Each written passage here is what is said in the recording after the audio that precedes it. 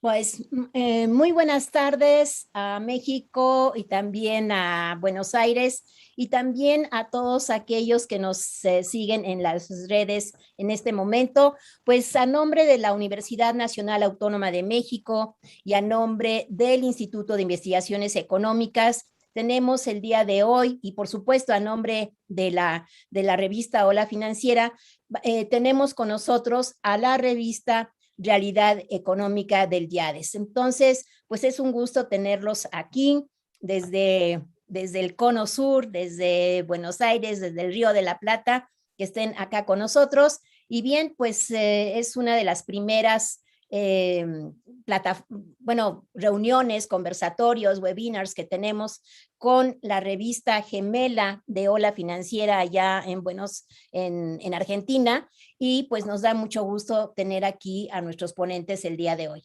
Entonces, pues yo le doy a la doctora Marisa Duarte la palabra, directora de la revista Realidad Económica. Por favor, Marisa. Muy buenas tardes, es un gusto enorme para nosotros. Hablo de nuestra publicación, con esta publicación hermana que es Hola Financiera, y con quien desde el principio de la vinculación ha sido realmente un gusto enorme, tanto el intercambio de materiales, las ideas, la posibilidad de encuentros, donde, bueno, este ha sido una excelente idea que agradezco mucho a Alicia, a toda la gente que hace a Hola Financiera. Me parece que es un lugar muy fructífero el que tenemos, el de las publicaciones, para dar voz, para dar relevancia y a un tema tan significativo como es la fuga de capitales en América Latina, un flagelo que afecta a las economías y la posibilidad de desarrollo. Así que nada más que agradecer infinitamente este encuentro y esperar que sea el primero de una serie que podamos continuar en el tiempo. Dejo entonces hecho andar aquí la actividad propiamente. Pues muchísimas gracias, Marisa. Pues a mí solo me resta pasarle el micrófono al doctor Sergio Cabrera, que es el director de la revista Hola Financiera. Y sin más preámbulos, te paso el micrófono, Sergio. Muchísimas gracias, Alicia. Bienvenidos todos. Es igualmente un placer compartir con nuestros amigos, compañeros, colegas de Argentina. Y bueno, pues cada vez espero que nos acerquemos más. Y sin más preámbulo, le daré la palabra al doctor Gustavo García Zanotti. Le voy a dar dos palabras para presentar su currículum. Él es doctor en Desarrollo Económico de la Universidad Nacional de Quilmes. Muy bienvenido, doctor Gustavo, y becario postdoctoral del Consejo Nacional de Investigaciones Científicas y Técnicas, autor del artículo Estrategias de acumulación de empresas multinacionales del sector oleaginoso en Argentina durante el nuevo milenio 2001-2015, publicado en nuestra revista hermana Realidad Económica. Estimado Gustavo, pues no hay más que darte la palabra para que nos ilustres sobre este tema. Muchísimas gracias. Adelante, Gustavo. Bueno, muchas gracias por la presentación, gracias por la invitación. La verdad que es un placer estar y compartir con todos ustedes el trabajo. Lo que voy a presentar efectivamente, ahí me imagino que lo deben estar viendo, es el resultado de la investigación, parte de la investigación doctoral, que bueno, derivó en un artículo y que se publicó recientemente en la revista de Realidad Económica. Y bueno, la idea es justamente hacer un recorte dentro de lo que son las prácticas de algunas empresas multinacionales, filiales, ¿no?, de multinacionales en Argentina en un periodo en particular. Ese es el recorte.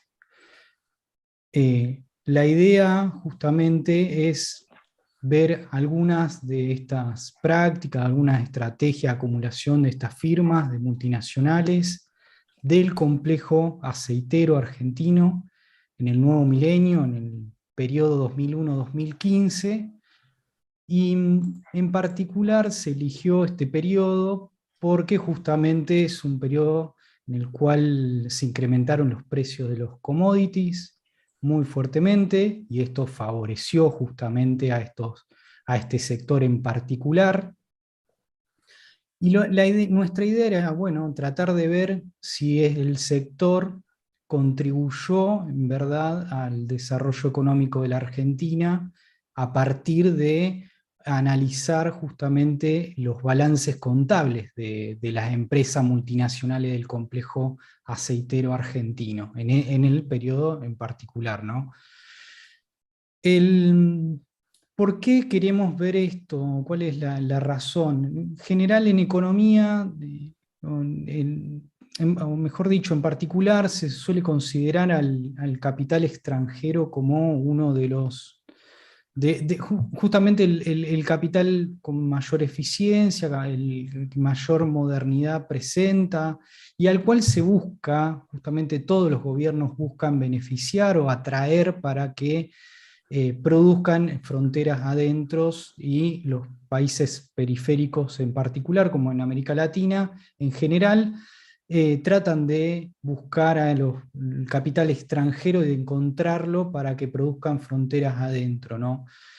Y se lo ve al capital extranjero con buenos ojos, ¿no? El capital extranjero productivo. Por otro lado, también en los países del Cono Sur en particular, los sectores transables, como son el sector oleaginoso, es uno de los sectores que más pujan, que más motorizan justamente el crecimiento, el desarrollo, porque son sectores que traen divisas justamente, y en economías como la nuestra, la economía argentina, que necesita de divisas, es un sector que de nuevo, se lo ve con buenos ojos, y se lo ve como un sector que se lo necesita justamente como palanca para el desarrollo. Entonces hay un particular interés en esto, básicamente en el capital extranjero, en las empresas multinacionales, como en el sector en particular de procesamiento de recursos naturales para su exportación, porque nos traen divisas justamente a la Argentina. Ahora bien, lo que nos debemos interesar es cómo se utiliza el excedente económico. Es decir, sabemos que el sector oleaginoso tiene ganancias, y esas ganancias, bueno, se van a utilizar de alguna forma. Ahora bien, estas ganancias ¿se invierten o no se invierten? Y justamente se derrama hacia toda la sociedad ese aumento de ganancia en un periodo en el cual se incrementó el excedente económico, se incrementaron las ganancias de esta empresa o no. Esa es la pregunta, la fundamentación del artículo, ¿no? Y de esta presentación. En general, insisto, al capital extranjero se lo suele ver o se lo suele idealizar en el sentido que, bueno, viene el capital extranjero al argentino, a los países de la región, producen y derraman justamente hacia toda la sociedad porque pagan tributos, porque emplean a muchísima mano de obra, a mano de obra calificada, etcétera, etcétera.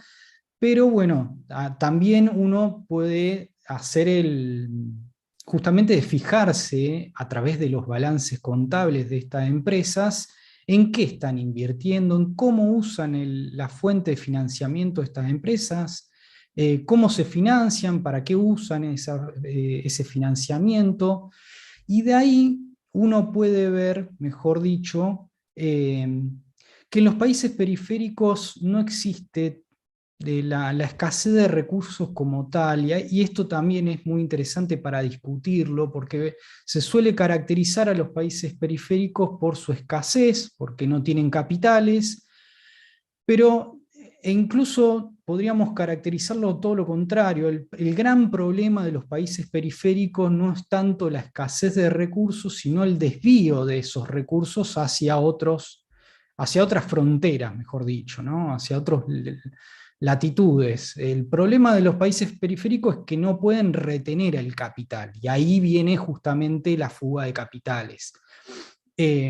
El gran problema, el flagelo de las economías periféricas es justamente que el capital entra y sale constantemente y no se pueden retener, y esto trae efectos muy nocivos para las economías periféricas, porque son economías que tienen restricciones externas, que necesitan divisas, y ahí la fuga de capital es un gran problema. Necesitan divisa en el sentido que el hecho de las propias fuga de capitales significa esto, un agravamiento en la restricción externa, problemas distributivos, problemas de crecimiento de la productividad, del empleo, etcétera, etcétera. En las últimas décadas se caracterizó, se popularizó, mejor dicho, mucho el término de cadenas globales de valor, es decir, que el Cono Sur y América Latina debía insertarse en estas cadenas globales de valor, porque era justamente lo positivo que tenía la última globalización.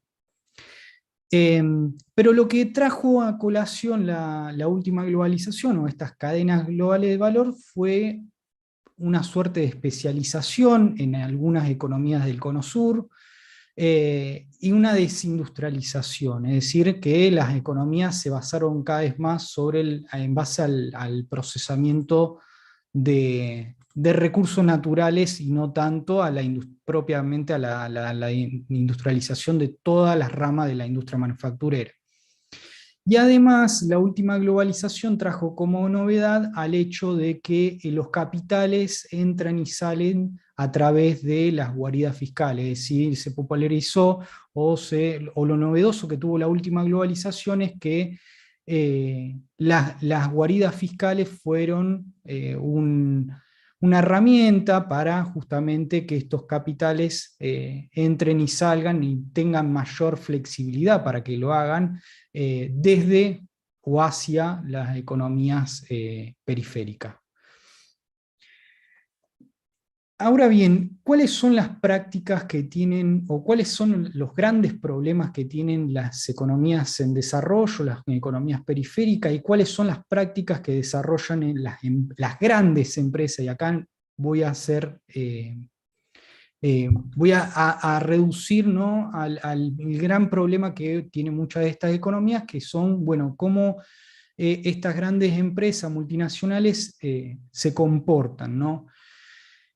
Y hay un término que es el de financiarización, y que, bueno, le dimos una suerte de otro tipo de interpretación, y ahora lo vamos a ver un poco más puesto en práctica justamente con los balances contables, que tiene que ver con que, bueno, las firmas o las empresas obviamente crean valor, crean riqueza, pero lo que ocurrió en las últimas décadas, y acá viene la financiarización, es que las firmas y las grandes empresas muchas veces están más preocupadas por la redistribución del ingreso y no tanto por la creación de ingresos y riqueza.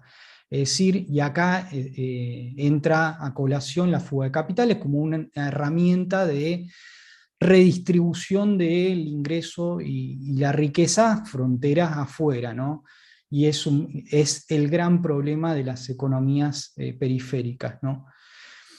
¿Cuáles son esas prácticas que permiten la redistribución del ingreso? Bueno, son un montón, acá yo no me voy a detener, pero y en la presentación vamos a ver algunas nada más, pero la idea es justamente identificar, o la idea en mi investigación es identificar justamente todas esas prácticas que tienen como objetivo redistribuir el ingreso y la riqueza, y no tanto la creación de riqueza o de nuevo valor, ¿no?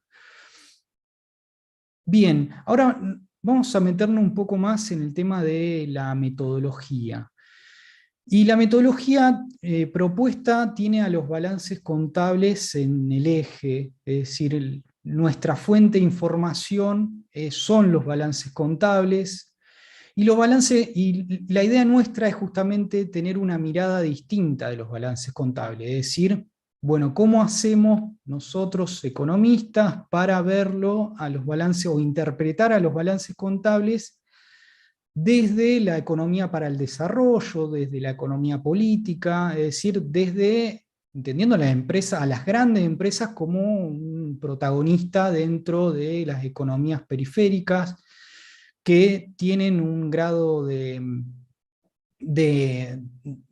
justamente o tienen prácticas particulares, específicas, estas, porque son justamente grandes empresas, y como tales tienen muchísimas más herramientas para redistribuir justamente el ingreso. Es decir, las grandes empresas tienen muchísimas más herramientas financieras para llevar a cabo estas prácticas de redistribución del ingreso.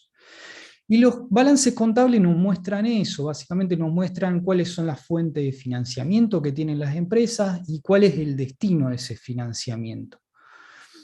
Y justamente los balances contables nos van a mostrar el conjunto de transacciones que se van a clasificar en forma sistemática, rigurosa, y justamente a partir de ese conjunto de transacciones nos vamos a detener en aquellas transacciones que veamos que son propias de la redistribución del ingreso o la riqueza, y como tal no favorecen al desarrollo económico de las economías periféricas como la nuestra. Obviamente que es una propuesta metodológica la que vamos a hacer, no la tienen que ver como algo 100% cerrado si se quiere, sino es eso, es una propuesta únicamente con esta fuente de información, con los balances contables. Puede haber otra fuente de información que son igualmente válidas, pero entiéndanlo de esa forma, ¿no? Como una propuesta, nada más. Bien, ahora, siempre partiendo de los balances contables, ¿cuáles son aquellas transacciones que nosotros vamos a clasificar como fuga de capitales, o como salidas de capitales, si se quiere, o como salidas de divisa, ¿no? de la Argentina hacia otros destinos? En particular vamos a entender como fuga de capitales en los balances contables cuáles son las transacciones que nos llevan a entender la fuga de capitales, o el recorte de esta fuga de capitales dentro de los balances contables. Tienen que ver con aquellas transacciones que significan una salida de divisas. Y por el lado de la firma que es la receptora de esas divisas, va a involucrar a una empresa del mismo conglomerado, una empresa relacionada en una guarida fiscal. Es decir, hay una empresa relacionada de estas filiales en Argentina, ¿no? Una empresa relacionada, radicada en una guarida fiscal, que va a recibir justamente divisas a través de una transacción que viene o que proviene justamente de una filial en Argentina. Entonces, vamos a entender como fuga de capitales a ese tipo de transacciones. ¿Cuáles son las transacciones que significan una salida de capitales, una fuga de capitales? Bueno, puede ser, y acá insisto, es una definición bastante amplia y tiene que ver con medir, tratar de contabilizar la salida de capitales de las empresas o de las filiales justamente radicadas en Argentina, ¿no? ¿Cuáles son las salidas de capitales o cuáles son las salidas de divisas? ¿Por cuáles transacciones? Bueno, pueden ser por dividendos, o pueden ser por compra de bienes, por compra de servicios, pueden ser por transacciones financieras, de formación de activos externos, pagos de intereses, etcétera, etcétera. Bien, ahora, ¿qué entendemos por guarida fiscal? Y a mí me gusta bastante esta definición, que tiene que ver con que, y es una definición también bastante amplia de guarida fiscal, es todo lugar que procura atraer negocios para eludir reglas, leyes. Y acá pueden ser leyes fiscales o reglamentaciones fiscales como ambientales, laborales, etcétera, etcétera, ¿no? Y en general las filiales o los empresarios, las multinacionales, utilizan a las guaridas fiscales para justamente establecer cáscaras, lo que se denomina como cáscaras. Son empresas que únicamente tienen un código fiscal, no tienen trabajo, ni tienen capital, y como tal, como no hay trabajo, ni capital, ni hay un proceso productivo, no crean valor. Es decir, son empresas vacías. Y en ese sentido, si son empresas vacías, que no hay ningún proceso laboral, ningún proceso de trabajo, no van a crear riqueza nueva. La gran pregunta es, bueno, ¿cómo hacen estas cáscaras, estas empresas para tener ganancias si no crean valor, no crean riqueza? Es decir, entendiendo como la ganancia una parte de la creación de valor. Tienen ganancias únicamente porque redistribuyen la riqueza desde dominios territoriales hacia dominios extraterritoriales, es decir, hacia las guaridas fiscales. Entonces hay una redistribución del ingreso, una fuga de capitales, estamos hablando desde empresas o filiales, mejor dicho, en el caso de la Argentina, hacia estas guaridas fiscales o estas estructuras radicadas en guaridas fiscales, ¿no? Por otro lado, y nos interesaba también tener una definición sobre inversión financiera, es decir, tratar de una definición amplia de inversión financiera, tratar de ver cuáles son, en qué invierten las empresas o quién pueden invertir las empresas en términos financieros, y esto lo clasificamos en distintos tipos de transacciones, como pueden ser demanda de efectivos, activos financieros propiamente dicho, en préstamos, es decir, cuando una filial en Argentina otorga un préstamo, y esto lo vamos a ver a continuación, o en inversiones permanentes, es decir, compra de participaciones en empresa, etc. Es decir, de nuevo, la idea es justamente entendiendo también como la inversión financiera como un instrumento de redistribución del ingreso, de la riqueza, ¿no? Y no tanto como un destino en cual cree nueva riqueza o nuevo ingreso en una economía. Bien, ahora aplicando esta metodología en algunas filiales en Argentina de multinacionales que las ven en pantalla, que son Cargill, Bunge, Dreyfus, Oleaginosa Moreno, que es parte del grupo Glencore, Nidera y Noble. La idea es justamente aplicar esta metodología, contabilizar estas transacciones que denominábamos y ver qué resultados nos da, ¿no? Uno cuando abre los balances contables de estas empresas, bueno, se lleva muchas sorpresas, obviamente, porque a partir de esta metodología uno puede ver la cantidad de relaciones de propiedad, relaciones comerciales, relaciones financieras con estructuras offshore en guaridas fiscales, es decir, prácticamente están controladas por estructuras en guaridas fiscales, comercian con estructuras en guaridas fiscales y tienen transacciones financieras con estructuras en guaridas fiscales, ni más ni menos. Y acá nos adentramos un poco en tratar de caracterizar un poco esta fuga de capitales o esta estrategia de acumulación que tienen las filiales en países periféricos, a partir de esta caracterización que uno puede decir que la verdad que tienen un bajo grado de autonomía las filiales en países periféricos como la Argentina. ¿Por qué? ¿Por qué tienen un bajo nivel de autonomía?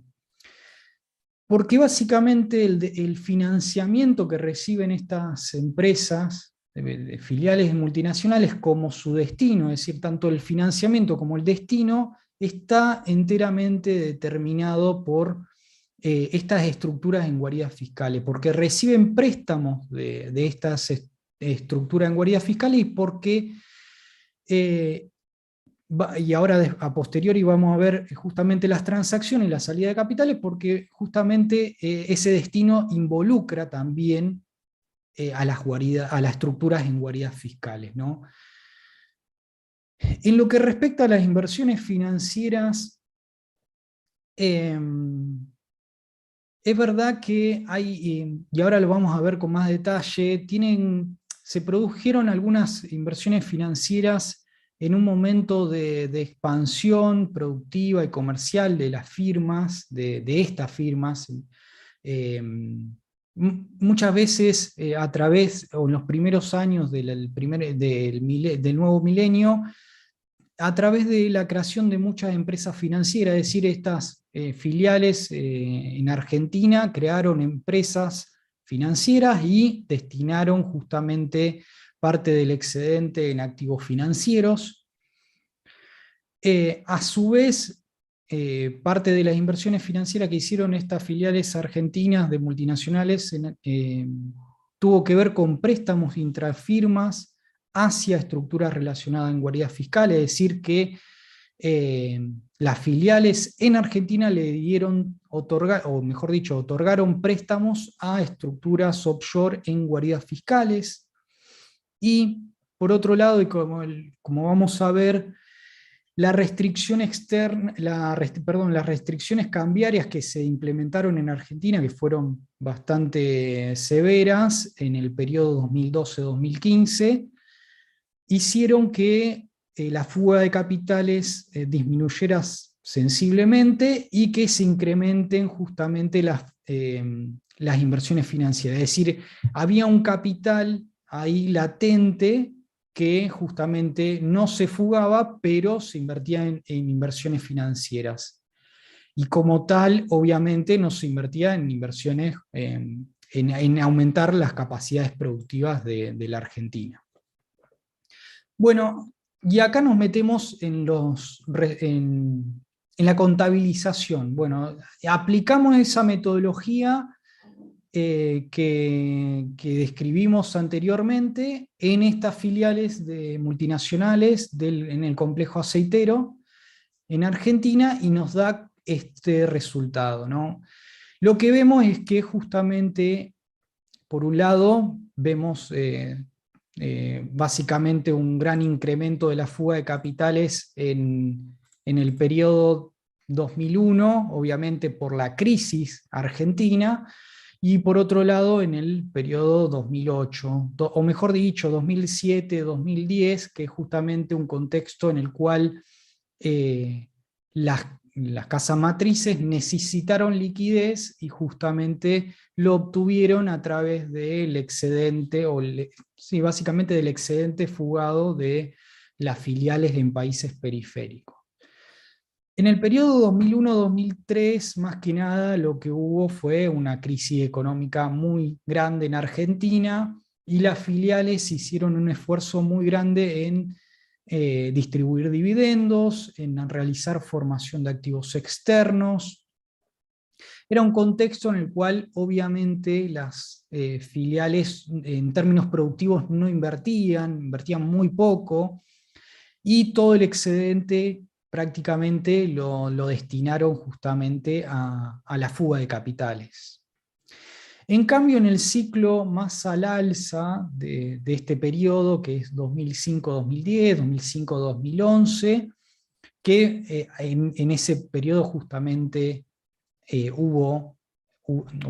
hubieron inversiones productivas, el sector se diversificó, también lo hizo justamente la fuga de capital, es decir, es un contexto en el cual los países centrales entraron en crisis y por ende la inversión productiva compitió justamente con la fuga de capitales en justamente los países periféricos. Obviamente que luego del 2012, que se implementaron restricciones cambiarias en Argentina, la fuga de capitales disminuyó justamente por eso. Y eso también se ve en los balances contables y en las memorias de los balances contables de las empresas, porque son las mismas empresas que que les dicen a sus accionistas, y en esto se quejan las filiales de multinacionales, en que no pueden disponer de las divisas para distribuir dividendos, para realizar compras, para obtener, realizar préstamos, etcétera, etcétera. En los mismos balances, las propias multinacionales se quejan de la situación cambiaria, ¿no? Disculpa, Sí. Gustavo, en 1 o 2 minutos podrías terminar por cuestión de Sí, tiempo. ya estoy terminando. Gracias. Sí, sí. Y bueno, y por último vemos justamente la evolución de las inversiones financieras de estas filiales, ¿no? Y lo que hay es justamente, si lo podemos ver por periodos, tiene que ver con que en el primer periodo, en 2001-2005, hubo inversiones financieras a través de justamente firmas financieras, es decir, muchas de estas empresas compraron o establecieron firmas financieras en Argentina y adquirieron capital de corto plazo. En el periodo 2007-2010, que es el periodo de crisis internacional, lo que ocurrió es que las filiales argentinas le otorgaron préstamos al exterior, es decir, filiales como más que nada Dreyfus. Dreyfus fue un brazo financiero muy importante para la multinacional. Comenzó a otorgar préstamos a filiales en guaridas fiscales, más que nada. Es decir, Dreyfus Argentina le otorgaba un préstamo, una estructura offshore, una estructura relacionada en una guarida fiscal del propio conglomerado económico. Y ya finalmente, con las restricciones cambiarias, como estas filiales no podían justamente realizar fuga de capitales, lo que hicieron es, y como obviamente tenían excedente, disponían de este excedente en forma financiera, invertían en posiciones de corto plazo más que nada. Bueno, si se me terminó el tiempo, hay algunas filminas, pero son las conclusiones, así que dejo para más adelante, para las preguntas en todo caso. Así que bueno, muchísimas gracias por el espacio. Gracias a ti, Gustavo. Disculpa, pero como el tiempo está bastante restringido, podríamos ir, como propone Gustavo, dejar hacia el final los comentarios, preguntas, sugerencias. Bueno, ahora haremos la presentación de nuestra compañera, un pequeño salto hasta la hermana República de El Salvador. Es docente de tiempo completo de la Universidad Central de Ecuador, ministra de Política Económica de Ecuador entre abril 2010 y octubre 2011. Igualmente fue secretaria de seguimiento entre 2007 y 2010. Katiuska, bienvenida. Podrías empezar con tu presentación. Muchas gracias. Muchas gracias, Sergio, y gracias también al Instituto de Investigaciones Económicas de la UNAM, a la Ola Financiera y a Realidad Económica por la invitación.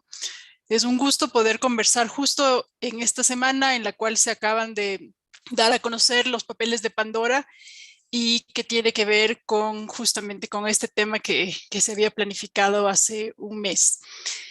Yo realicé hace poco, y bueno, vengo realizando ya algunos años, investigaciones sobre los flujos financieros ilícitos, y si bien es cierto, mi enfoque de investigación parte de otro lado, lo que he hecho es cambiar el orden de ciertos temas de mi investigación para poder compartirles algunos elementos. Bueno, y aquí lo que quiero, con lo que voy a empezar es con elementos propios de la acumulación, y luego voy a ir a este tema que fue el que investigué, que son los flujos financieros ilícitos.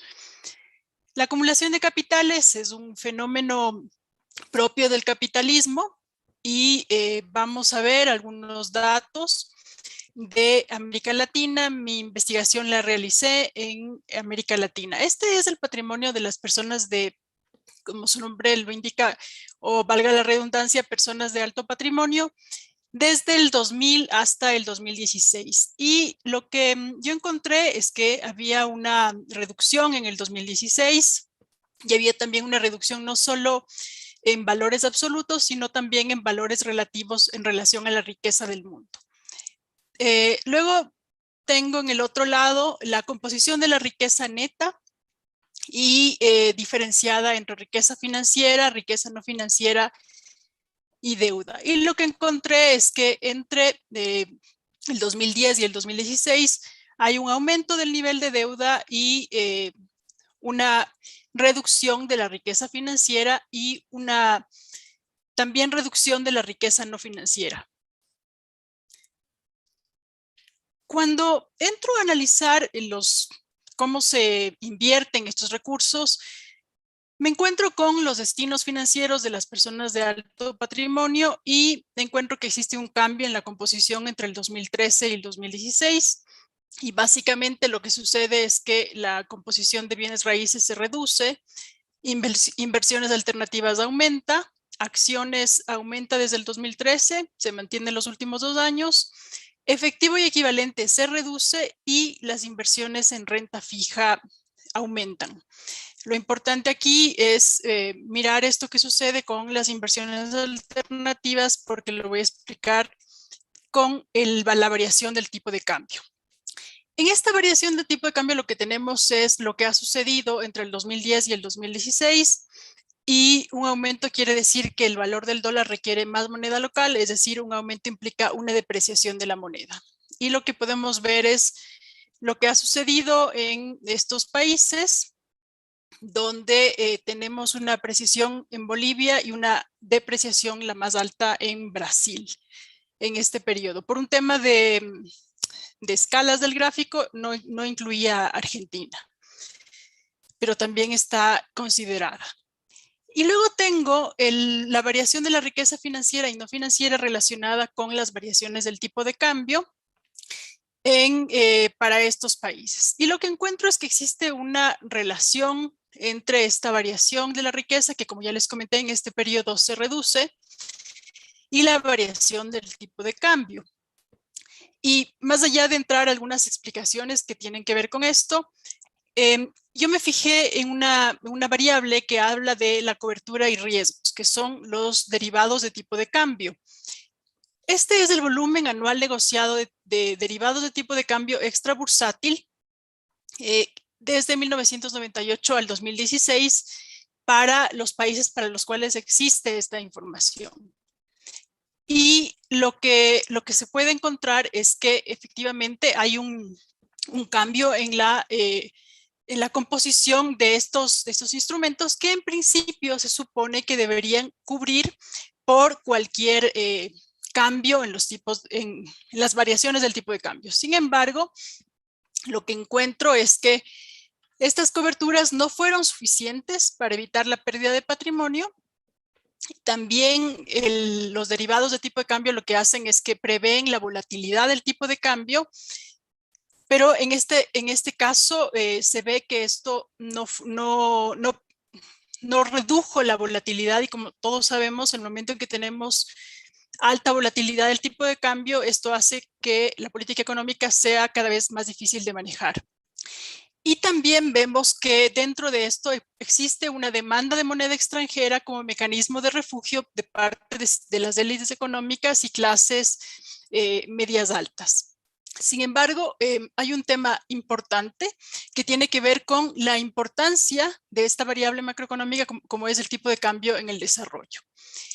Y ahora quiero pasar a la siguiente parte, que son los flujos financieros ilícitos, que es básicamente en lo que yo más me centré en mi investigación, y quiero describir un poco de qué se trata y cómo se relaciona con lo que acabamos de ver hace un momento. Así que voy a dejar un poquito de suspenso simplemente para explicar qué son estos flujos financieros ilícitos, que en realidad lo que tenemos es que en el sector real de la economía tenemos recursos de la economía ilícita a la economía lícita, donde tenemos la economía de bienes y servicios. Y por otro lado tenemos el sector financiero de la economía, donde los recursos también pueden provenir tanto de procedencia ilícita como de procedencia ilícita.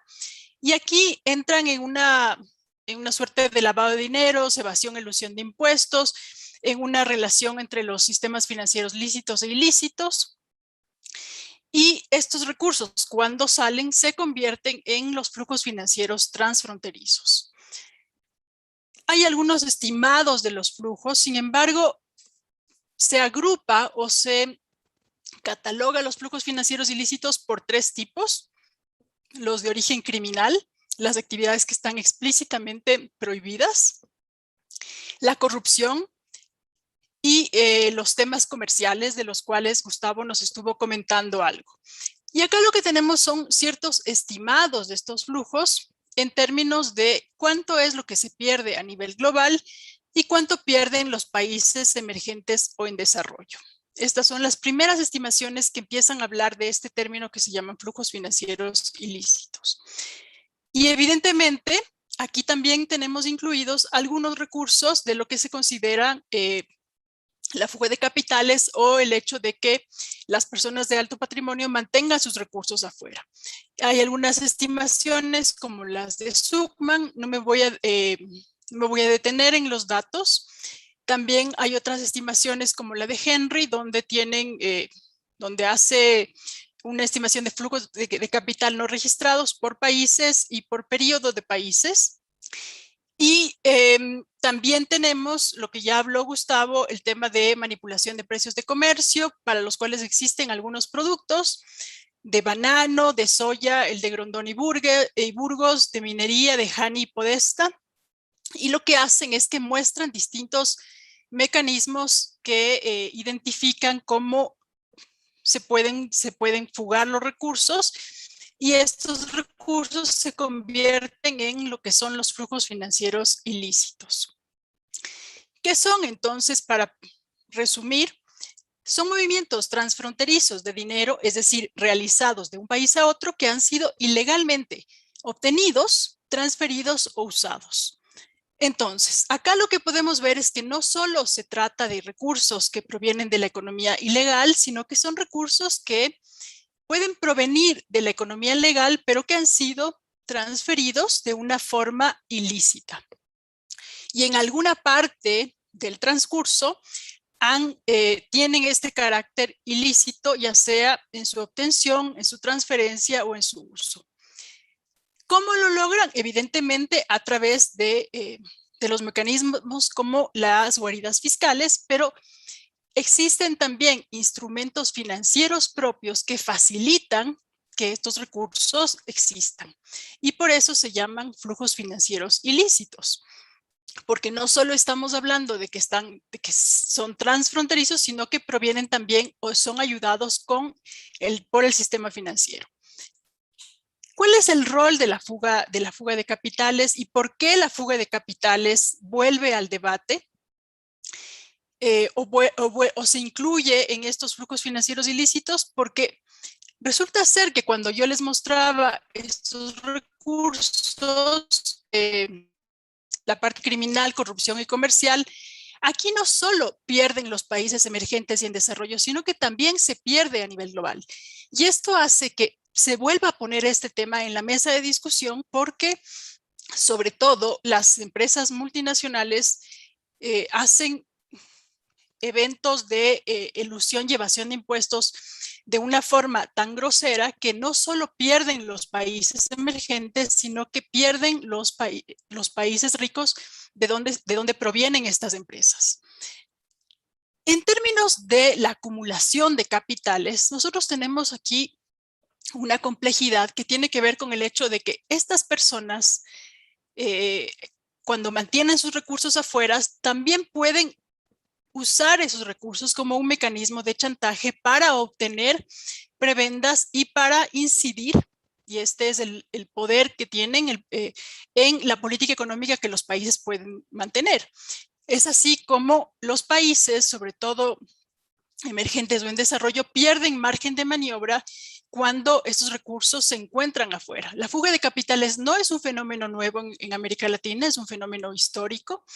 Sin embargo, vuelve a cobrar importancia porque se incluyen nuevos fenómenos y porque los instrumentos que los facilitan también facilitan recursos o la transferencia o el ocultamiento de recursos, tanto de la corrupción como de estas actividades criminales, como narcotráfico, lavado, trata de personas y otros más.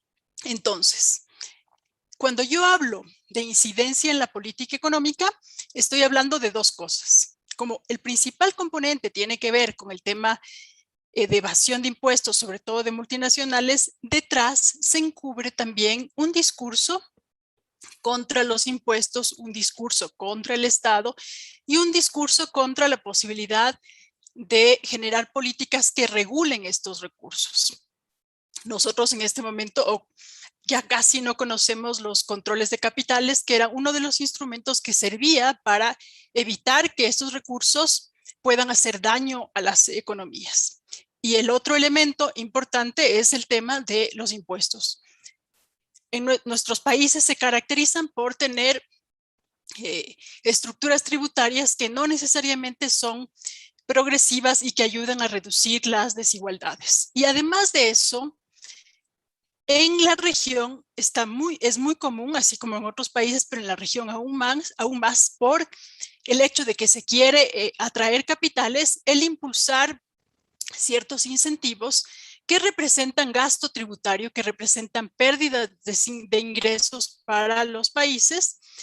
Y aquí hay un discurso que se cierra en el sentido de que la acumulación sirve como este mecanismo de chantaje para seguir exigiendo más incentivos, más prebendas, menos presencia del Estado, menos regulación y al mismo tiempo no me da en realidad pensé que iba a tener un poco más de tiempo para presentar, pero lo voy a presentar brevemente, para impulsar algo que yo denomino la coca-colonización de la inversión extranjera directa y que tiene que ver con lo siguiente. En la medida en que estos recursos se mantengan afuera y que se le dé unos incentivos especiales al capital extranjero que puede tener, si es que proviniera de buena fe y transfiriera, por ejemplo, tecnología, podría ser una inversión deseable. Sin embargo, al tener estos incentivos perversos, lo que se puede obtener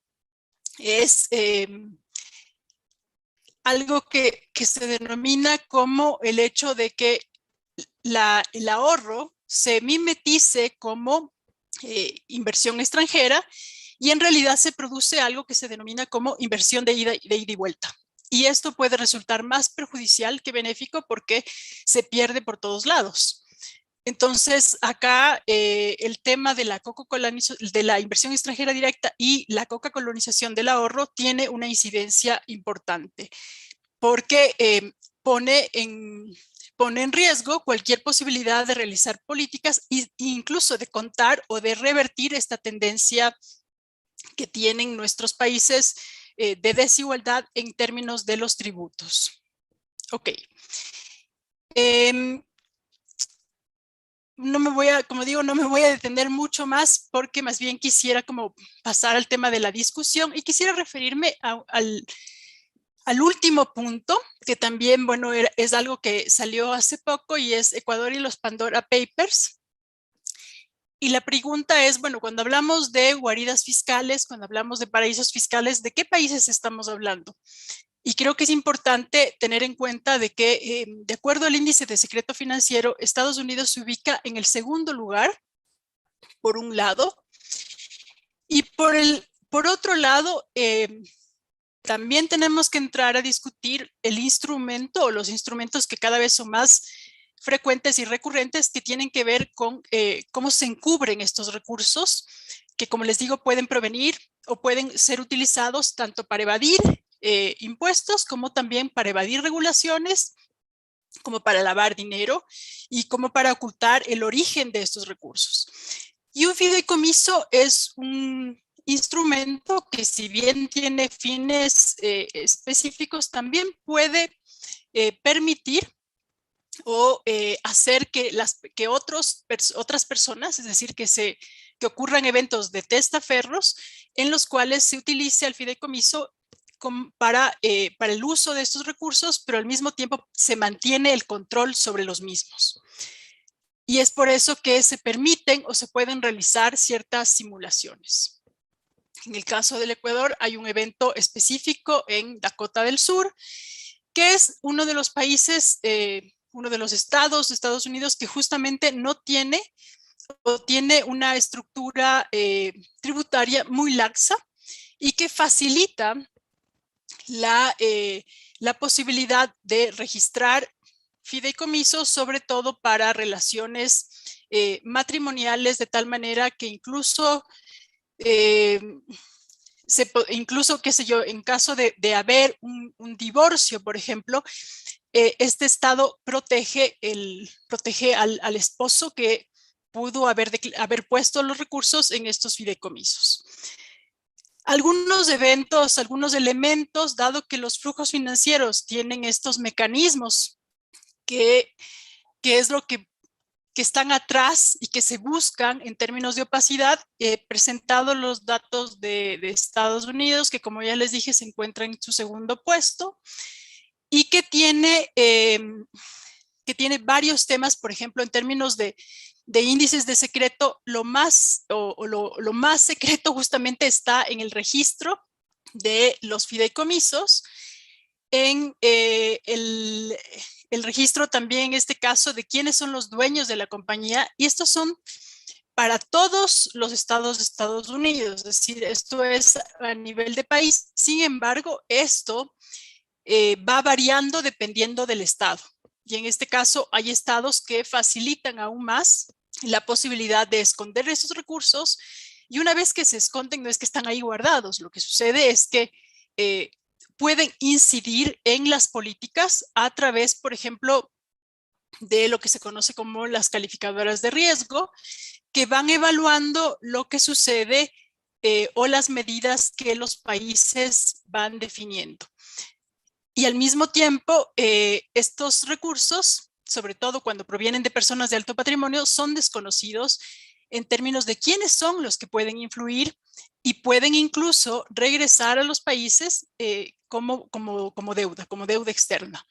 Y bueno, acá hay más temas, como por ejemplo los tipos de impuestos, el nivel de secreto de la corte, y otros elementos donde, por ejemplo, en Estados Unidos manejan bastante bien, que es los impuestos personales, que básicamente son bastante consistentes y sobre lo cual hay mucho seguimiento en términos de lo que hace el IRS, más no en términos de lo que se registra como impuestos, por ejemplo, de estos fideicomisos. Esto es, Sergio, lo que quería compartir con ustedes el día de hoy.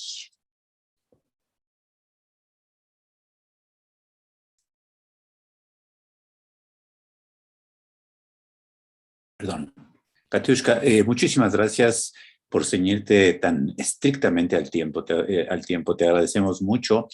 Y evidentemente que habrá muchos comentarios sobre tu trabajo y bueno, lo que ya señalabas, este trabajo de este corporativo de periodistas que ya han hecho varios boquetes en esta actitud tan antisocial.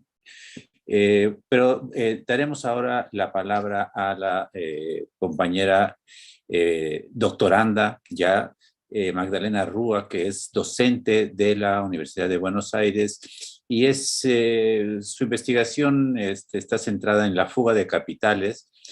Y también es autora de un texto que se denomina Fuga de Capitales, el papel de los bancos internacionales y en el caso particular, pues el de HSBC. Magdalena, bienvenida y puedes empezar tu exposición. Muchas gracias. Bueno, muchas gracias por la invitación. Voy a compartir unas filminas. A ver. ¿Se ve?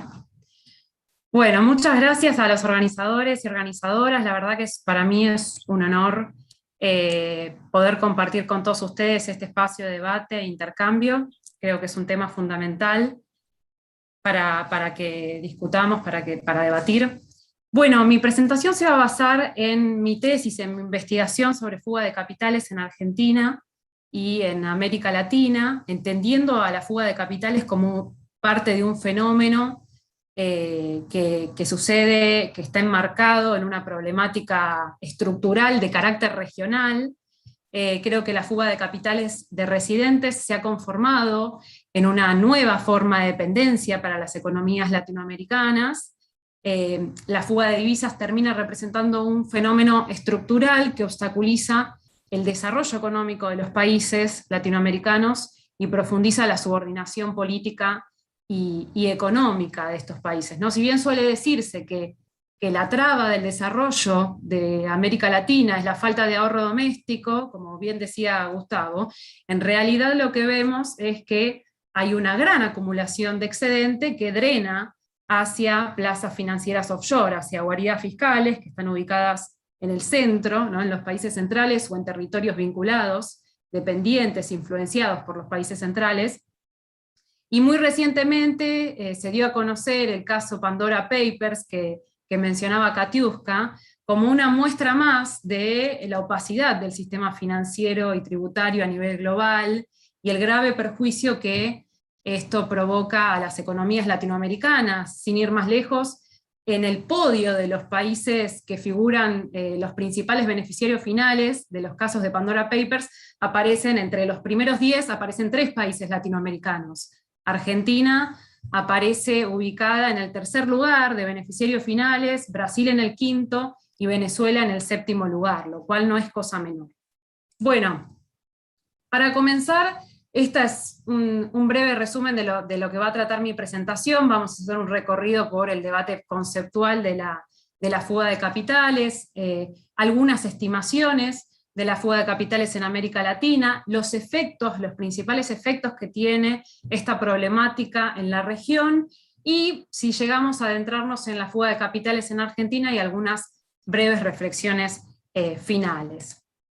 Bueno, comenzando con el debate conceptual, existen distintas visiones acerca de las causas, ¿no?, que motivan la fuga de capitales. Hay algunos que entienden que, hay algunos autores que entienden que la fuga tiene que ver, está originada en una salida anormal, que tiene que ver con crisis económicas, incertidumbre económica. Otros entienden que la fuga de capitales tiene su origen en la inestabilidad política de los países periféricos, de los países en desarrollo, y hay otras visiones que entienden que la fuga forma parte de un modo de acumulación del capital. Yo adhiero a esta última postura, que entienden que la fuga de capitales de América Latina está asociada a la estructura productiva desequilibrada de estas economías, que está asociada a la elevada concentración y extranjerización de la cúpula empresaria, a la internacionalización y de los grupos económicos y a la simetría del sistema financiero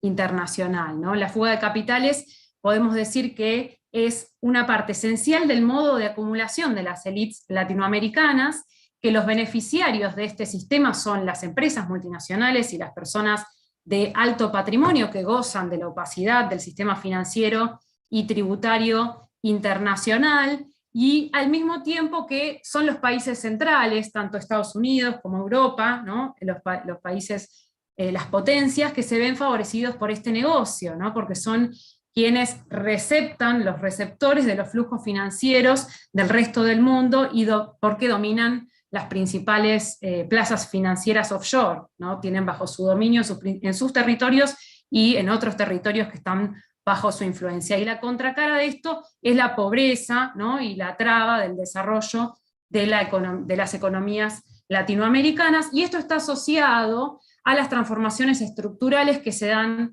a partir de la década del 70, ¿no? Es allí donde se acentúa esta problemática tan grave de América Latina, con la caída del sistema de Bretton Woods, que da paso a un proceso de mundialización financiera que trajo consigo la caída de Bretton Woods, trajo consigo el orden neoliberal, la política de desregulación y liberalización financiera. Ello acarrió este proceso de mundialización financiera que integró de manera imperfecta los mercados financieros y monetarios nacionales y tuvo su correlato también en los países de la región, imponiéndose el paradigma de libre movilidad de capitales, apertura de la cuenta financiera y de los controles cambiarios, ¿no? Y así podemos decir que se fue conformando un sistema financiero internacional jerarquizado, altamente jerarquizado, donde Estados Unidos domina el resto de los sistemas financieros nacionales, el centro domina los sistemas financieros de la periferia, y es un sistema sumamente volátil y opaco, donde se consolidan estas guaridas fiscales, estos espacios, estos agujeros negros que receptan los flujos financieros lícitos e ilícitos, ¿no? Y en Argentina, el correlato de este fenómeno internacional de la financiarización y de la mundialización financiera es lo que nosotros acá llamamos como el patrón de acumulación basado en la valorización financiera, en los términos de Eduardo Basualdo, que fue instaurado con la dictadura militar, la dictadura genocida de 1976, ¿sí? Que desplaza al modelo de desarrollo productivo que existía, la industrialización por sustitución de importaciones, para centrar su eje en la especulación financiera con el objetivo de insertarse en el nuevo paradigma internacional. Y podemos decir que la fuga tiene su raíz en la dependencia externa de América Latina, que está acentuada por el proceso de financiarización a escala mundial, ¿no? No podemos desconocer, teniendo en cuenta la teoría de la dependencia, que las economías dependientes están condicionadas por la forma de la economía mundial y la fuga de capitales se ve acentuada por este proceso. Bueno, como concepto de fuga de capitales, tomo en este trabajo un concepto amplio, ¿no? Que es la salida de divisas por parte de residentes, que entiende tanto la porción de capital lícito como ilícito, es decir, todas las salidas registradas y no registradas por parte de residentes, las registradas lo que tiene que ver a inversión directa o de cartera, y también lo que está dentro de las fronteras nacionales pero fuera del circuito financiero formal.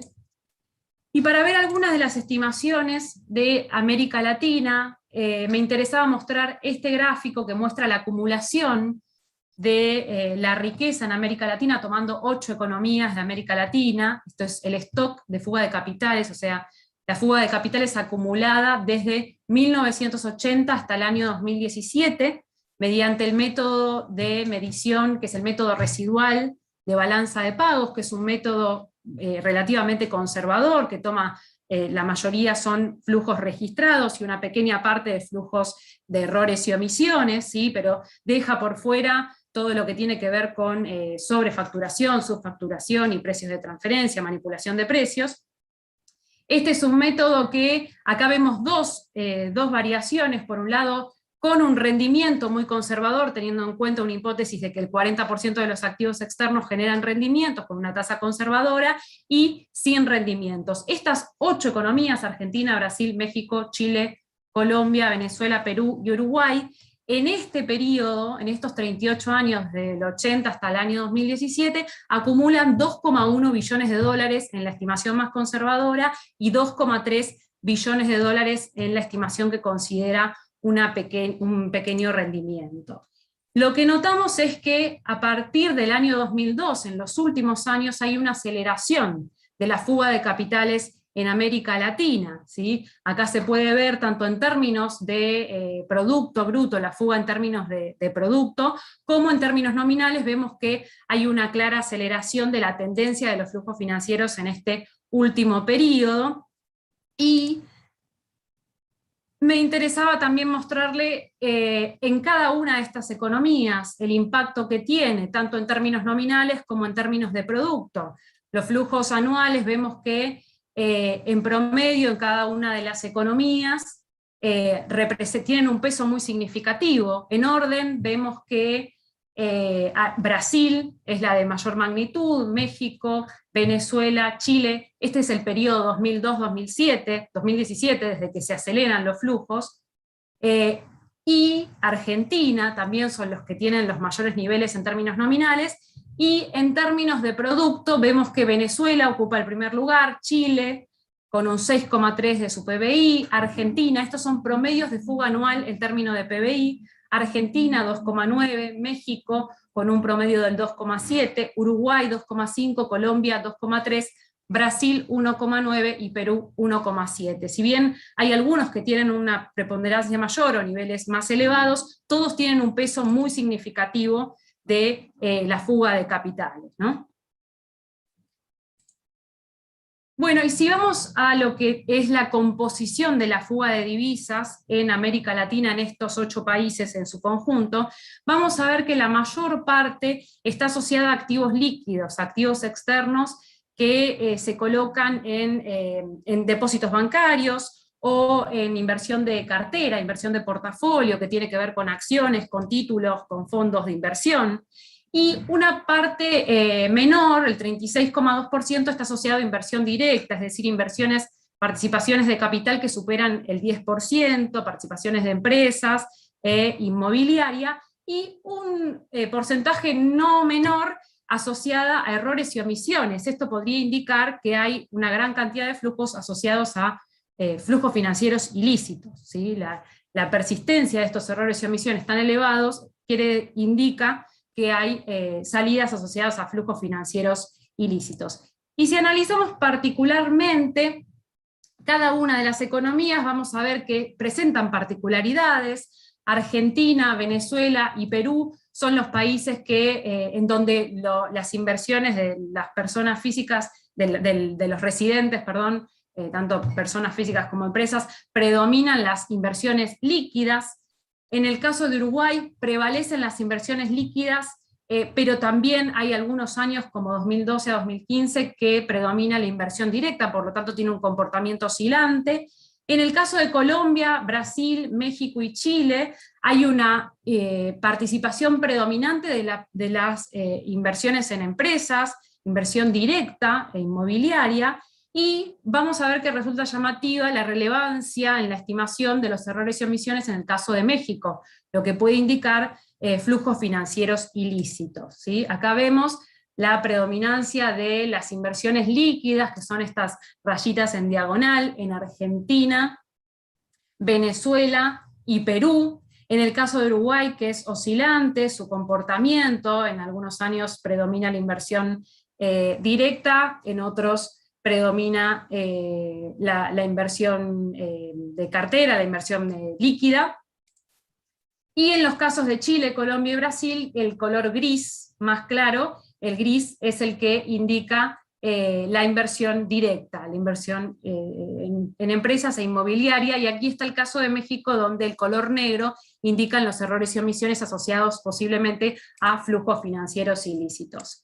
Y cuando vamos a analizar el financiamiento de esta fuga de capitales en América Latina, vemos que a pesar de que hubo en este periodo, sobre todo entre 2013 y 2012, un impulso muy importante de los términos de intercambio favorables, un boom en el precio de los commodities, las cuentas corrientes de estos países fueron deficitarias mayoritariamente, ¿sí? Y esto tiene que ver fundamentalmente con el efecto negativo de los pagos de servicios, de importación de servicios, y los pagos de las rentas de inversión. La cuenta corriente de América Latina es deficitaria sobre todo por estos dos efectos, por los rubros deficitarios de servicios, que tiene que ver sobre todo con la transnacionalización de los grupos económicos locales y las inversiones de capitales extranjeros que generan una salida constante de recursos al exterior por pagos de servicios vinculados, por ejemplo, a know-how, a asistencia técnica. Por otro lado, también hay un peso muy relevante del turismo en esta importación de servicios. El peso del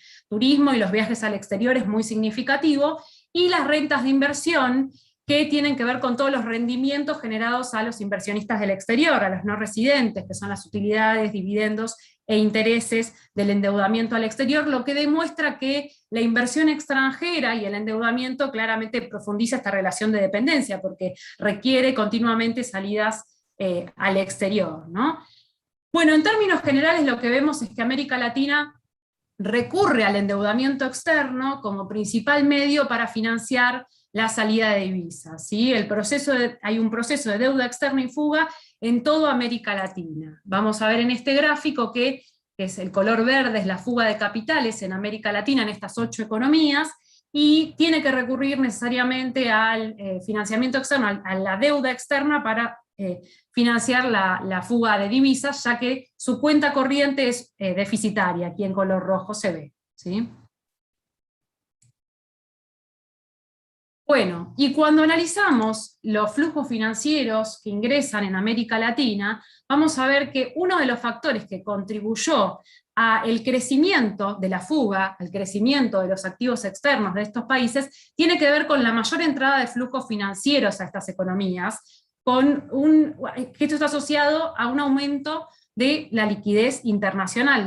La dinámica de la liquidez internacional incide sobre el movimiento internacional de los flujos financieros, sobre la tendencia de los flujos financieros hacia los países en desarrollo, hacia los países periféricos. Y lo que vemos es que desde el año 2007 hay una entrada mayor de flujos financieros, hay un cambio en la composición y en la evolución de los flujos financieros hacia los países periféricos. Y lo que se advierte es que dentro de los flujos financieros que ingresan a las economías latinoamericanas, hay un aumento muy significativo de la deuda externa, originada fundamentalmente en instrumentos de deuda de corto plazo, instrumentos de inversión de cartera, instrumentos de deuda de corto plazo que forman parte de la inversión extranjera de portafolio, que están asociados fundamentalmente a flujos financieros especulativos de gran volatilidad que ingresan a estas economías, fenómeno que aumenta fuertemente la volatilidad de los países latinoamericanos ante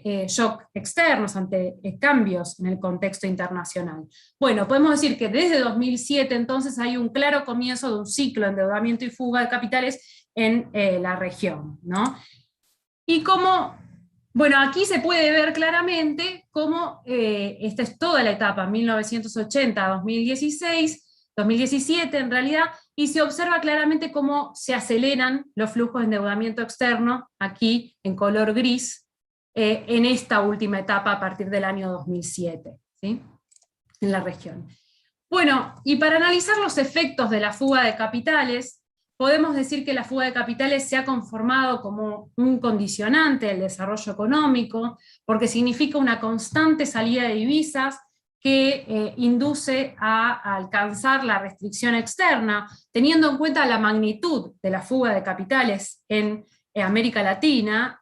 Esto provoca un efecto muy perjudicial para las economías de la región, que terminan sufriendo recurrentemente de estrangulamientos en el sector externo. Entonces, causa un efecto extremadamente negativo sobre la escasez de moneda extranjera, porque significa una perseverante salida de divisas que consume gran parte de los flujos financieros que ingresan en estas economías, ya sea flujos comerciales, exportaciones, o flujos financieros, ¿sí? En la primera etapa consume los flujos comerciales y en una segunda etapa estos flujos financieros que ingresaron en estas economías, y además se configura como un elemento crucial que induce a provocar la restricción externa, ¿sí? Para las economías latinoamericanas, si analizamos, vemos que en todas ellas la fuga de capitales representa una de las variables más perniciosas luego en materia de balance de pagos, es uno de los rubros más deficitarios luego de las importaciones, es el rubro más deficitario después de las importaciones.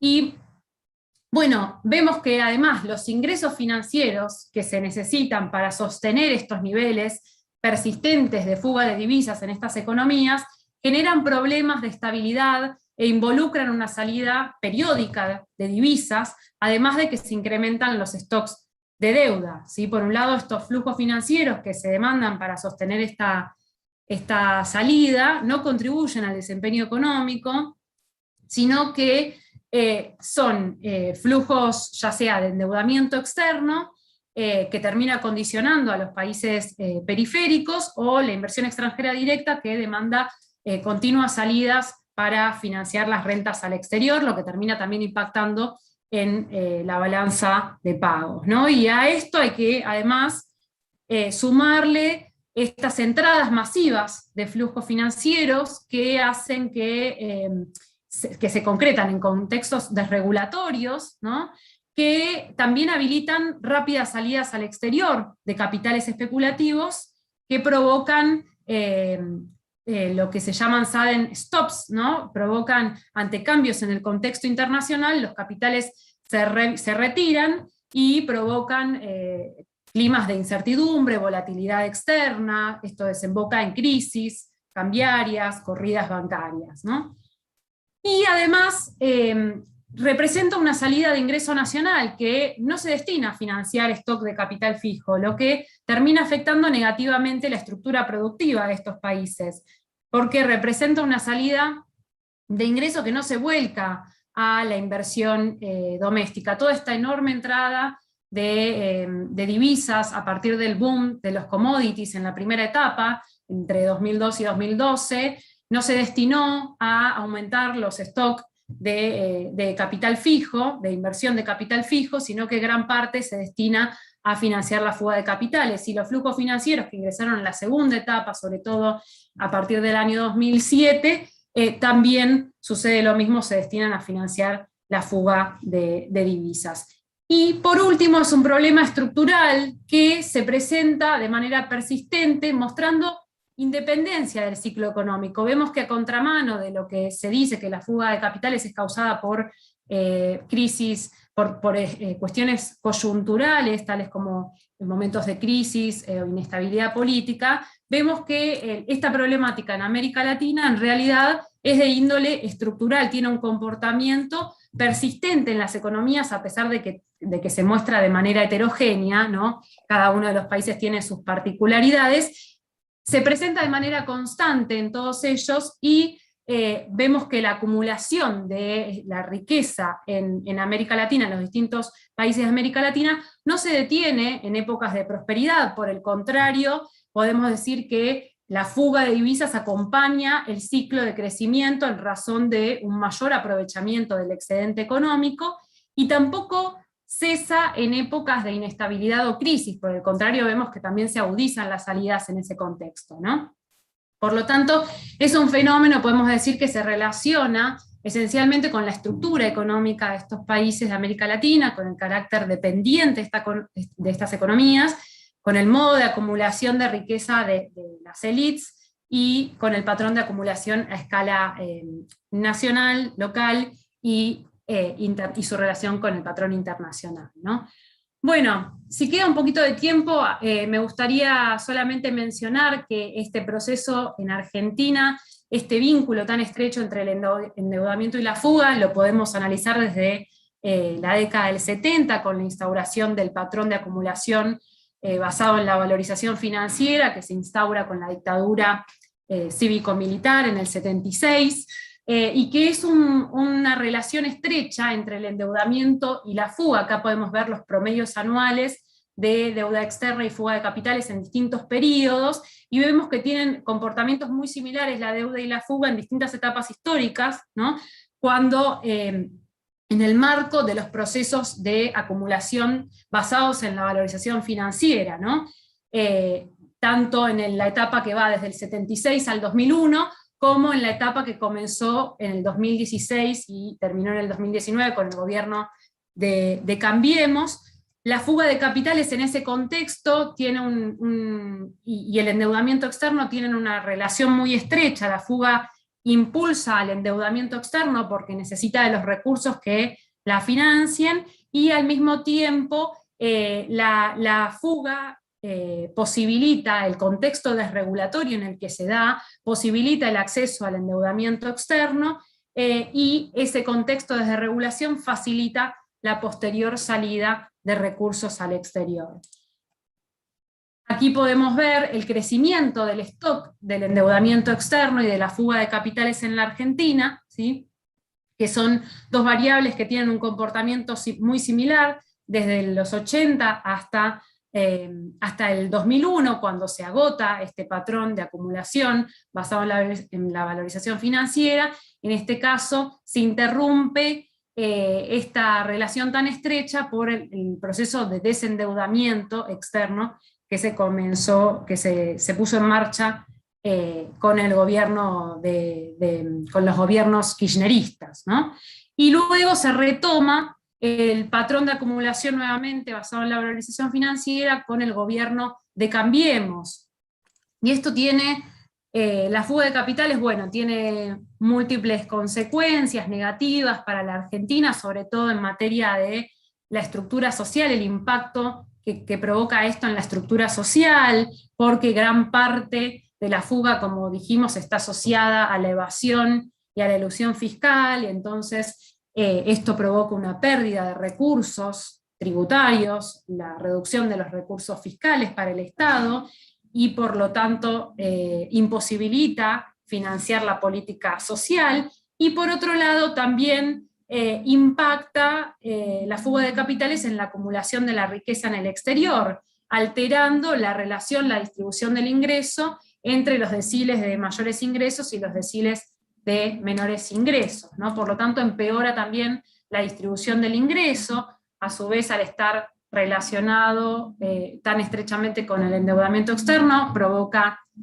un aumento de los stocks de deuda que ocasiona políticas de ajuste para cancelar las deudas, altera el crecimiento económico y la inversión, y esto también impacta sobre el estrangulamiento del sector externo, todo ello que impacta obviamente en el normal desenvolvimiento de la economía.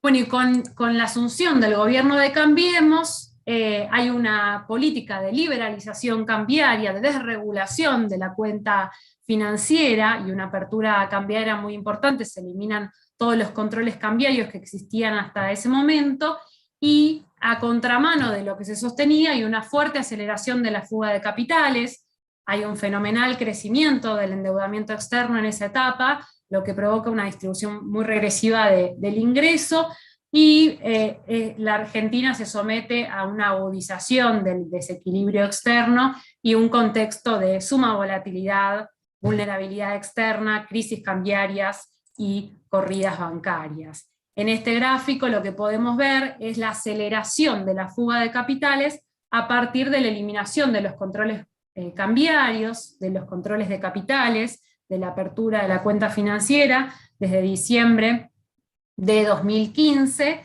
vemos que el primer año del gobierno de Cambiemos, la fuga en Argentina fue de alrededor de 10.000 millones de dólares, en 2017 fue de 22.000 millones de dólares, y en los últimos 2 años, 2018 y 2019, los valores fueron cercanos a los 30.000 millones de dólares, y podemos decir que hay 2 etapas en el ciclo de endeudamiento. Magdalena, perdón, mira, sí. Tenemos ya casi 5 minutos para terminar la sesión. No sé si podrías concluir en 1 minuto máximo. Sí, por favor. Perfecto. No, que hay 2 etapas, decía, en este ciclo de deuda y fuga del gobierno de Cambiemos. Una primera etapa donde la fuga es financiada por los flujos financieros especulativos, y una segunda etapa donde, a partir del año 2018, donde la fuga es financiada por el préstamo del Fondo Monetario Internacional, y llegamos así al escenario de actual insostenibilidad de la deuda pública, ¿no?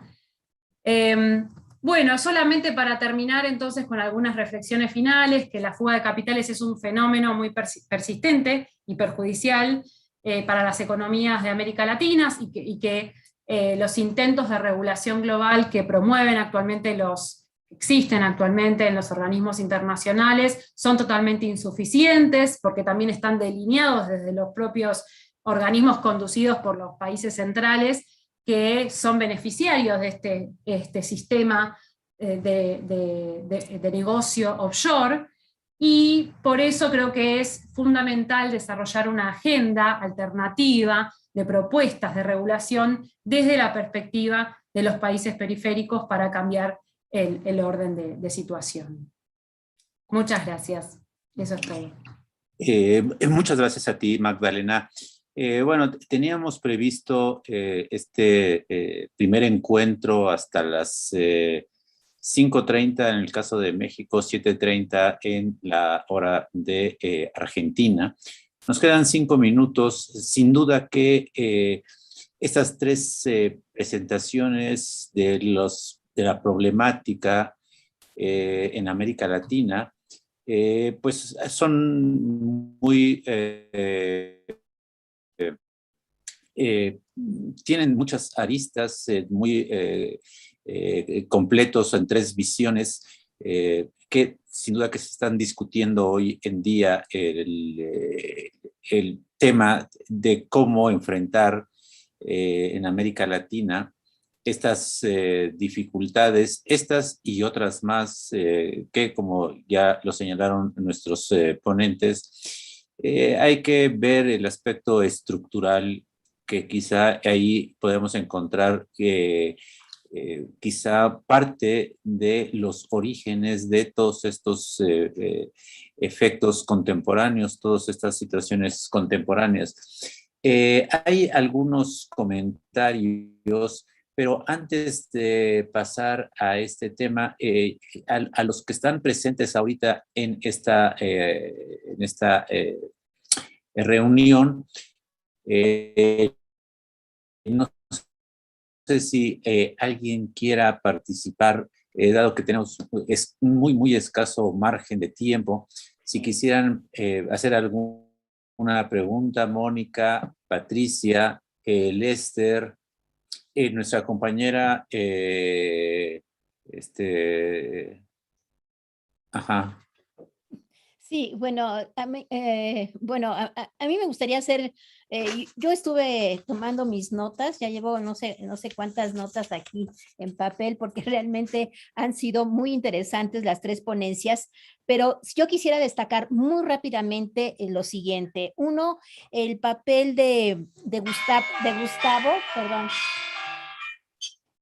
perdón, el papel de Gustavo me parece excelente porque uno de los puntos que pone en la mesa del debate es el poder de estas empresas oleaginosas, pero no solamente es como el sector agroexportador en Argentina tiene una influencia impresionante en el manejo de la política económica, y recuerdo justo cuando Cristina Kirchner quiso poner retención a estas empresas, inmediatamente, bueno, fue un quilombo lo que pasó. Entonces, ¿cómo poder orientar unas políticas que de alguna manera favorezcan más a mejor distribución del ingreso a través de la política fiscal? El otro ponencia de Katiuska, bueno, realmente ha sido muy impresionante. Los datos que ella maneja, las fuentes que utiliza, el Global Wealth Report, el World Wealth Report, y cómo va enlazando toda esta acumulación que hay y el ahorro que hay de ciertos grupos para poder, o sea, sí hay un ahorro, pero que ese ahorro no se pueda canalizar al sector productivo. Y me parece la exposición que hizo de cómo clasifica los flujos financieros ilícitos, es muy interesante. Ahora, esto por supuesto tiene que ver con lo que Basualdo en algún momento comentó, Magdalena, de que es un problema estructural. Entonces, y es un problema estructural que viene de la forma en cómo, si nos vamos hasta cuando a la independencia de los países latinoamericanos, vemos cómo la influencia de los flujos, sobre todo en Argentina, de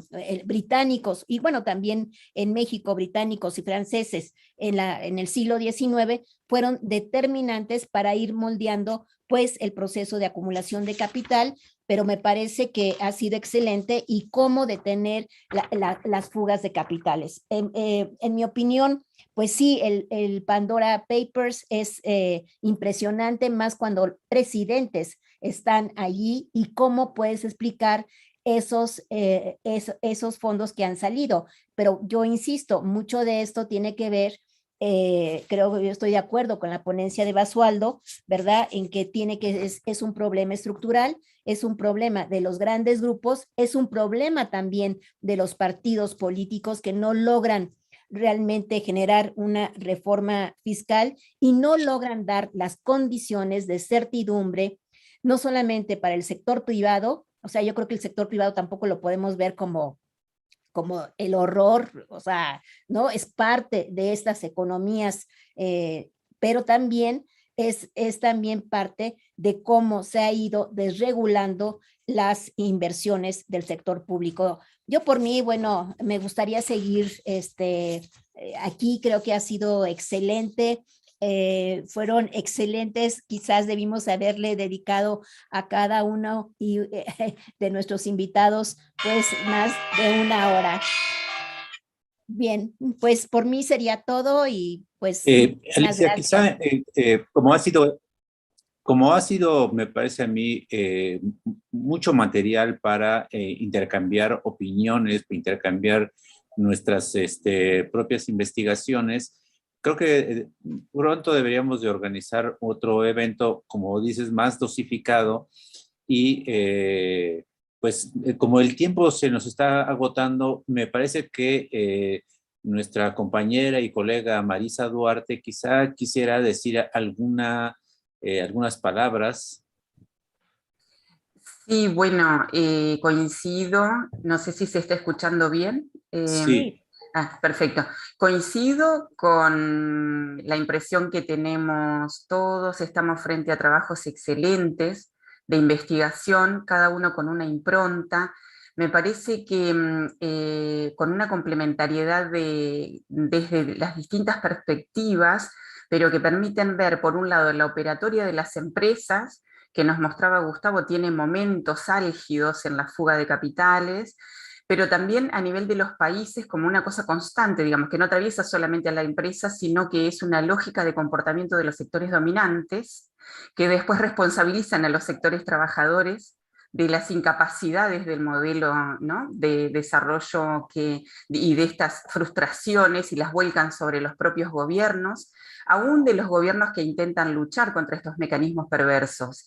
Y en lo que nos muestra Katiuska se cruzan muchas cuestiones. Me parece que lo que ella hace en el avance de mostrar cómo se instrumentan estas operatorias lícitas e ilícitas de los flujos financieros, que terminan entroncando por un lado, la vida de los países, esta incapacidad de retener los ingresos dentro de las fronteras, y por otro lado, las guaridas fiscales como nexos, como intermediarias de una lógica que no deja de ser la lógica del capital global, del capital a nivel global. Entonces, a mí me parece que como para no quedarnos también con esta sensación de empezar un debate que no vamos a poder concretar porque estamos hacia el cierre, me parece que este puede ser una especie de primer abrir la caja de Pandora, la buena caja de Pandora, como para pensar una secuencia de encuentros donde podamos abordar específicamente cada uno de estos temas, porque me parece que estamos frente a excelentes investigadores, a un público que me parece compartir con muchísimos las opiniones que hemos recibido, un poco por eso también planteábamos este encuentro, que se pueda, digamos, ampliar la voz desde nuestras publicaciones y los medios que tenemos para compartirlos. Es un grupo fantástico, así que creo que podemos plantearnos una conversación más tranquila de cada uno de los temas con una agenda en la medida en que podamos. Si ustedes están de acuerdo, vamos cerrando este primer encuentro. Yo lo celebro, agradezco muchísimo al Instituto de Investigaciones Económicas, a la Universidad Nacional Autónoma de México, y a todas quienes están aquí presentes, por supuesto a los expositores, colegas entrañables, así que doblemente agradecidos. Y nosotros los que estamos en esta los que tenemos la tarea de organizar esta red así un poco latente que tenemos, pero que siempre está, vamos a tomar la responsabilidad de ir generando una agenda donde podamos compartir. Y están invitados todos, también quienes no han participado activamente, quienes no han podido, también por la escasez de tiempo, hablar en este primer encuentro, a comunicarse con nosotros. Los correos institucionales del IADE están activos, digamos, así que tanto a la revista como al instituto, supongo lo mismo sobre el instituto y Ola Financiera y demás, así que comuniquémonos para generar esta agenda. Bienvenidas las sugerencias, bienvenida la participación de todos ustedes, así que ya mismo iniciamos la grilla y vamos a ir conversando con cada uno de ustedes para ver de qué manera le damos forma. Muy bien, muchísimas gracias, Marisa. Otro sitio donde también habría que tomar en cuenta es Redefin, que ahí también estamos colaborando de manera conjunta. Y lo que, como dice Marisa, hay muchas preguntas, hay mucho material para poder conversar en siguientes ocasiones. Quisiéramos también dar las gracias al apoyo logístico, tanto de Mónica Meireles como de Jesús Sosa, como de los compañeros que gracias a ellos también se está llevando esta transmisión del instituto. Bueno, y a todos los participantes como asistentes en las diferentes plataformas. Y pues no resta más que agradecer a todos ustedes y pronto organizar para poder seguir profundizando temas que nos atañen como científicos sociales sobre temas de desarrollo en América Latina. Muchísimas gracias y que tengan muy buenas tardes.